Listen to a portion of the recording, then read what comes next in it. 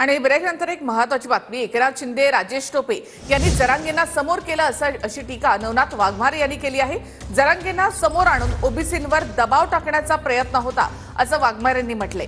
गद्दारीचा ठसा पुसण्यासाठी शिंदेंनीच जरांगेंना समोर केलं असा आरोप वाघमारे यांनी केला आहे। ओबीसी नेते नवनाथ वाघमारे यांनी एकनाथ शिंदे यांच्यावर हे आरोप केले।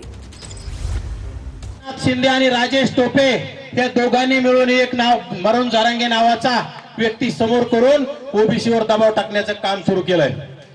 सर्वप्रथम मी एकनाथ शिंदे यांना सूचित करतो की मुख्यमंत्री हे एका जातीचे नसतात। आजपर्यंत महाराष्ट्रात अनेक मुख्यमंत्री झाले, त्यांनी डॉक्टर बाबासाहेबांच्या संविधानानुसार चालण्याचं काम केलं, परंतु एकनाथ शिंदे हे शिवसेनेतून बाहेर पडले आणि कुठेतरी गद्दारीचा ठसा पुसण्यासाठी त्यांनी जरांगे नावाच्या माणसाला समोर करून मराठा समाज जवळ करण्याचं काम केलंय।